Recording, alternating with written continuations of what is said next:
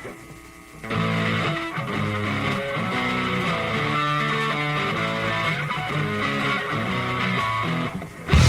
two, three, four.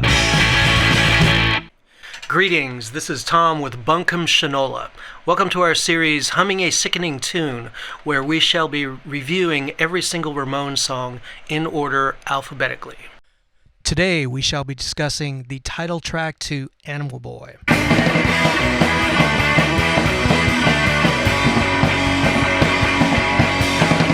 As the sexually ambiguous, art student-tinged first wave of punk slowly morphed by the 80s into the more testosterone-driven mosh pit aggression of thrash and hardcore, the Ramones surprisingly found themselves, despite being crowned kings of the genre, as seeming too pop compared to the groups which were then spearheading the fresh scenes.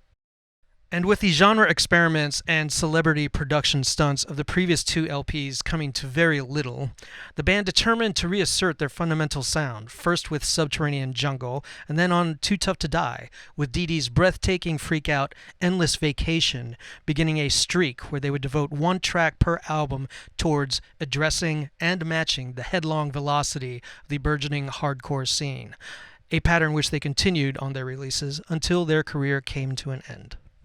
And with the title track of Animal Boy, the band achieved what may be their apex in this realm.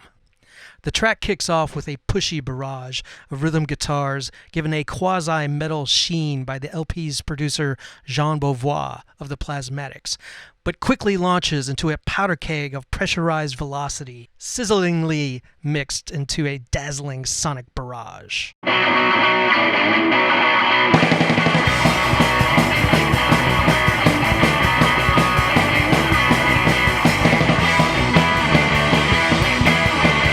A sort of theme of animal, freakish, or subhuman subjects currents throughout the LP, with 8-Man Hop, Eat That Rat, Freak of Nature, etc.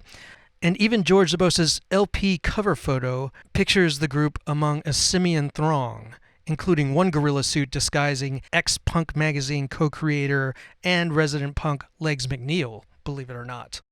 And this track seems to crystallize this preponderance. It notably appears as the only lyric revealed on an inner sleeve, split between yet more human oddity imagery and collective portraits of Ramones' fundamentalism, such as leather jackets, guitar picks, drumsticks, and perhaps underlining the prevalent determination, a set of weights. The words certainly did not seem to have been overthought, but as usual they are adorned with allusions to autobiographical hints, with zoos and cages evoking true incarceration, and the imbecilic brain damage evocations of true institutionalizations, and the stated, outright screaming for vengeance evoking the truest depths of misanthropic alienation. The track zealously bullet trains through its changes, truly one of the band's most physically demanding, with video bootlegs of the era pointedly capturing Johnny wiping the sweat off of his hands before charging into the track's intro, and technically impressive performances, with especially Richie tossing in some flashes of flair, effortlessly steering the group into its whiplash-inducing, slower, heavy section. And here, the thematic couplets finally hit ground zero of the thematic punchline, none other than a quote from John, that is to say Joseph Merrick, the Elephant Man.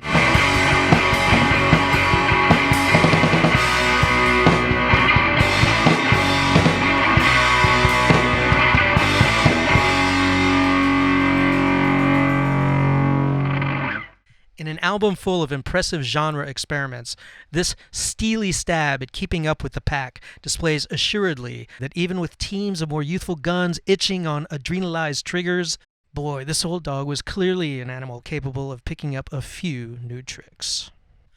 What do I like least about this track? When you think about the Ramones recordings that are too incongruously 80s-ish, Howling at the Moon from Too Tough to Die, produced by Dave Stewart of the Eurythmics, or Chop Suey from the soundtrack to Get Crazy jump to mind. But I think you'd have to say Jean Beauvoir's mix of Animal Boy runs a close third. And I don't want to overstate this. I think Of course, overall, the LP could be worse. And on this track, particularly Animal Boy, it's hardly a problem at all. But I think if you compare the hardcore style tracks of records that have a more appropriate mix, that the only way this track could be improved would be to have a sort of more hard rock crunch than it does. But really, I'm quibbling. I think as the Ramones are exiting the middle section of their careers into the latter era, this stands as one of their indisputably definitive tracks. What do I like best about this track? Well, can I just say how sad it is that John Merrick is known by his incorrect name because his best friend, Frederick Treves, who lifted him out of squalor and into infamy, could not learn his correct name. Joseph, how sad it is that your best friend cannot even learn your correct name, right?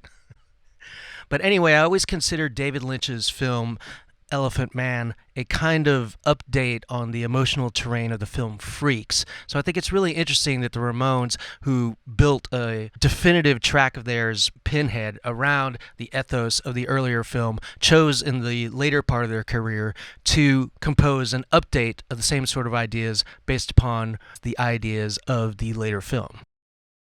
The Ramones retooled I'm Not an Animal Boy. Why don't they understand? Don't treat me like an animal. You don't know what it's like, and you don't know how I feel. I am not an animal. Co-opted from Merrick's archetypal declaration of self-determination. I am not an animal. I am a human being. I am a man. Greetings, this is Tom with Buncombe Shinola. Thanks for watching the video. I hope you enjoyed my playing. I was hoping to avoid copyright strikes, but I will put up a link to the real track in the description below. In the comments, please let me know what you think of Animal Boy. Coming up next on Humming a Sickening Tune will be Anxiety from Mondo Bizarro.